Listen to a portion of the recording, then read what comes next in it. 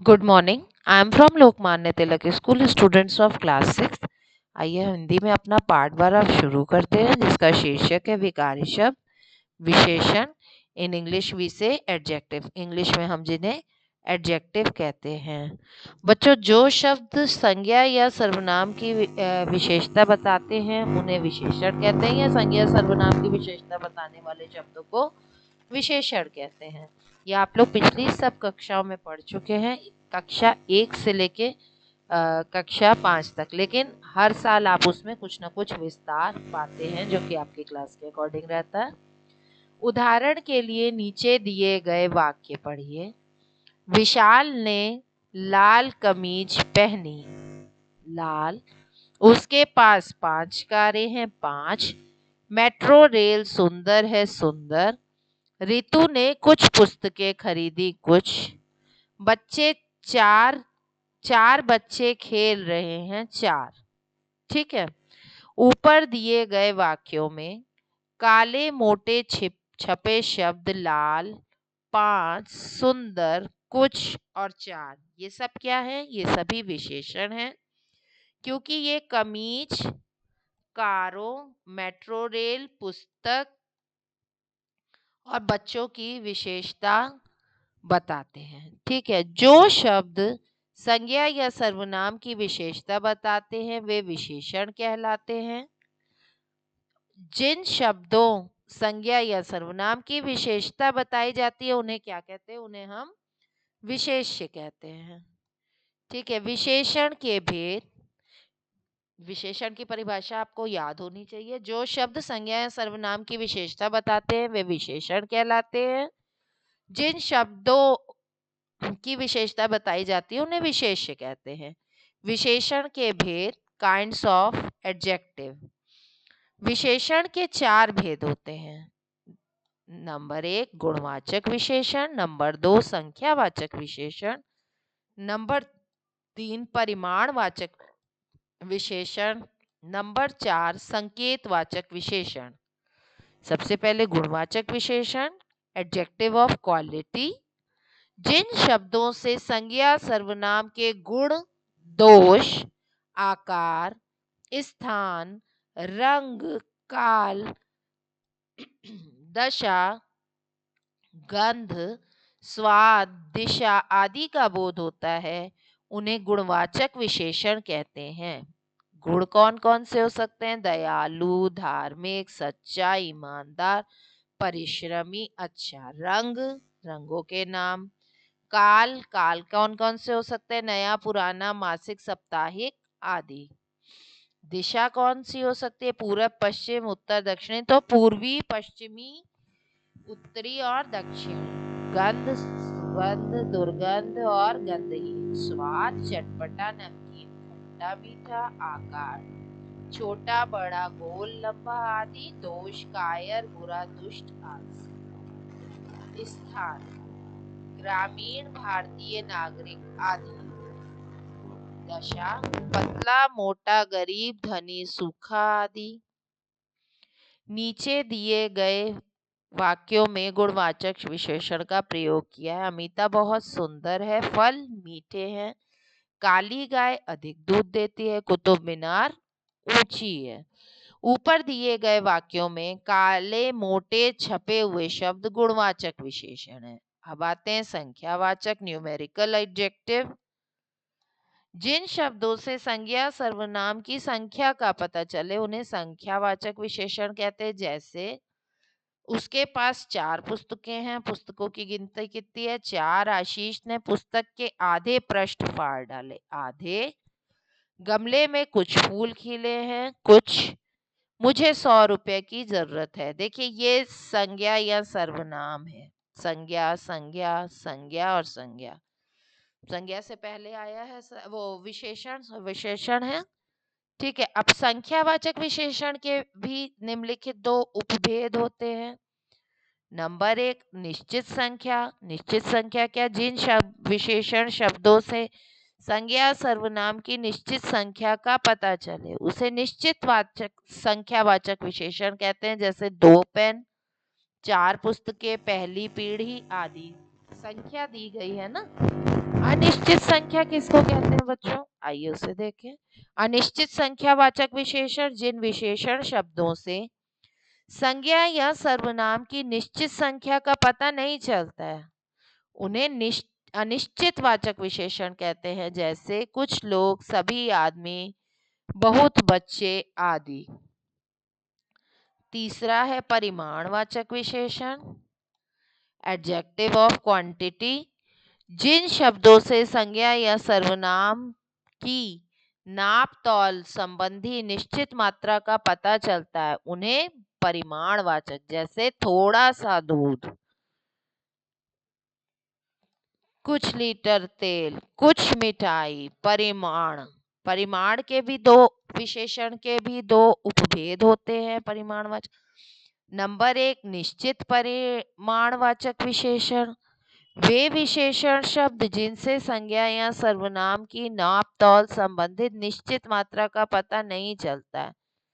निश्चित मात्रा का पता नहीं चलता, उन्हें निश्चित परिमाणवाचक। जैसे नहीं नहीं होगा बेटा, यहाँ पता चलता है। जैसे 2 मीटर कपड़ा, 4 किलो चीनी। अनिश्चित परिमाण, जिन संज्ञा सर्वनाम, जिन विशेषण शब्दों से संज्ञा सर्वनाम की निश्चित मात्रा का पता नहीं चलता, उन्हें अनिश्चित परिमाण। जैसे कुछ दूध, थोड़ी सी मिठाई। अब संख्यावाचक और परिमाणवाचक में अंतर क्या? उसमें भी यही था, इसमें भी यही है, लेकिन अंतर क्या है?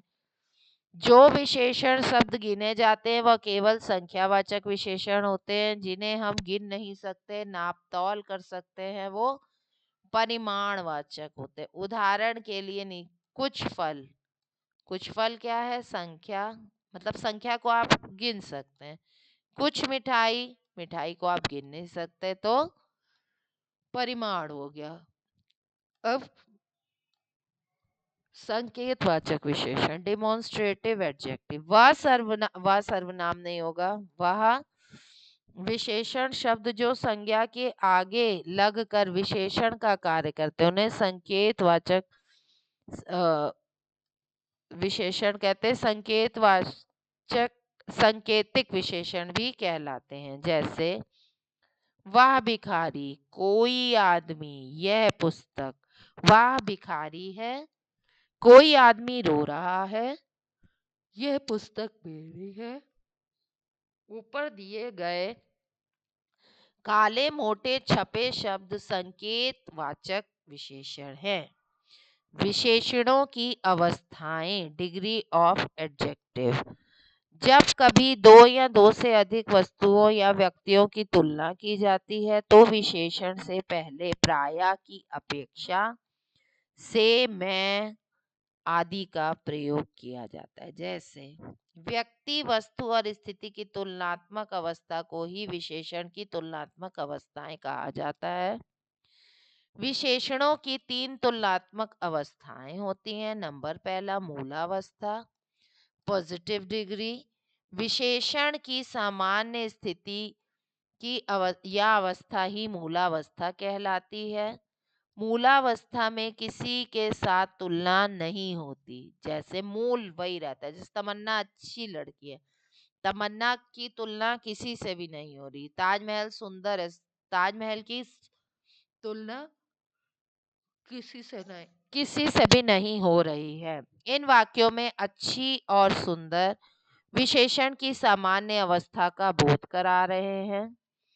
उत्तरावस्था, कंपैरेटिव डिग्री, जब दो व्यक्ति, वस्तुओं या स्थान की आपस में तुलना होती है तो वह विशेषण की उत्तरावस्था कहलाती है। जैसे अप्पू का घर लाल किले से छोटा है, तुलना हो गई ना। राजू पूजा की अपेक्षा बुद्धिमान है, आशा तमन्ना से अधिक सुंदर है। 2 लोग में हो रही है। उत्तरावस्था में क्या होता है? कंपैरेटिव डिग्री, 2 लोगों में कंपैरिजन होता है। इन वाक्यों में से छोटा की अपेक्षा से अधिक विशेषण की तुलनात्मक अवस्था का बोध करा रहे हैं। नंबर 3, उत्तमावस्था, सुपरलेटिव डिग्री, इस अवस्था में किसी एक व्यक्ति, वस्तु या स्थान को अन्य सभी से श्रेष्ठ बताया जाता है। जैसे अमेरिका सबसे बड़ा देश है, ऋतु इन लड़कियों में सबसे सुंदर है। इन वाक्यों में सबसे बड़ा, सबसे सुंदर तुलनात्मक अवस्था का बोध करा रहे हैं, उसे उत्तमावस्था कहते हैं। ठीक है। विशेषताओं, विशेषणों की तुलना, श्रेष्ठ, श्रेष्ठतर, श्रेष्ठतम, ये सब है। ठीक है। गुरु, गुरोत्तर, गुरोत्तम, अधिक, अधिकतर। ठीक है। अब विशेषणों की रचना। ठीक है। Formation of adjective. कुछ मूल रूप से विशेषण होते हैं, जैसे अच्छा, बुरा, ऊंचा, मुलायम, मीठा। परंतु विशेषण शब्दों की रचना संज्ञा आदि शब्दों से होती है। संज्ञा शब्दों से विशेषण बनाना, जैसे ज्ञान, उसको बहुत ज्ञान है, वो ज्ञानी है। समाज में रहना है, सामाजिक पुरुष है। इस तरीके से इसको आप याद कर लीजिएगा। ठीक है। अब पाठ आपका समाप्त हो गया। याद रखने योग्य बातें कौन सी हैं? संज्ञा या सर्वनाम के विशेषण बनाने वाले विशेषण कहलाते हैं। विशेषण एक विकारी शब्द है। विशेषण के चार भेद होते हैं। विशेषण जिस संज्ञा या सर्वनाम की विशेषता बताते हैं वे विशेषण। विशेषण की परिभाषा ये रहा। विशेषण की परिभाषा उत्तर एक में लिख दे रही हूँ उसके आगे। विशेषण के कितने भेद होते हैं? विशेषण के चार भेद होते हैं। उत्तर दो और आपको चारों भेदों के नाम लिख के दिखाते हैं। ठीक है। और ये तुलना वाले मत करिए। तुलना में क्या विशेषण और विशेष्य में क्या अर्थ है, इसका पाठ पहले पेज में ये है। ये आपका क्वेश्चन नंबर, आंसर नंबर 4। ठीक है।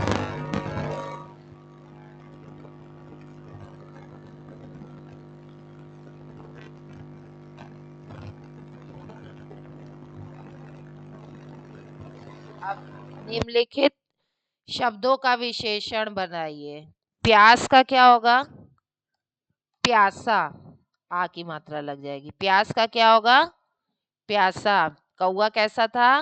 कौवा प्यासा था। बंगाल, बंगाली, वह बंगाली लड़की है। और दिन का दैनिक हो जाएगा। ठीक है। नाम है छोटी की मात्रा और का दैनिक। भारत का भारतीय हो जाएगा। विकास का विकसित हो जाएगा। इसमें छोटी की मात्रा और ता विकसित। झगड़ा, झगड़ालू। ठीक है। तो ये सब आपके वो बन गए हैं विशेषण शब्द। ठीक है। रिक्त स्थानों में उचित विशेषण शब्द भरिए। संख्यावाचक विशेषण संज्ञा या सर्वनाम की किसका बोध कराते हैं? संख्या का। किसका बोध कराएंगे? संख्या का। विशेषण एक डैश शब्द है। कौन सा शब्द है? विकारी शब्द है। विकारी शब्द वो होते हैं ना जिनका रूप बदल जाता है। तो संज्ञा विशेषण एक विकारी शब्द है। परिमाणवाचक के कितने उपभेद होते हैं? 2। निश्चित और अनिश्चित संज्ञा के कितने भेद होते हैं? 4। विशेषणों की तुलना 3 अवस्थाएं होती हैं। क्या होती हैं? अवस्थाएं। ठीक है। अब इसको आप लोग कर लीजिएगा। आपका पार्ट 12 खत्म हो गया। Okay children, good day. Copy work करिएगा। हाँ।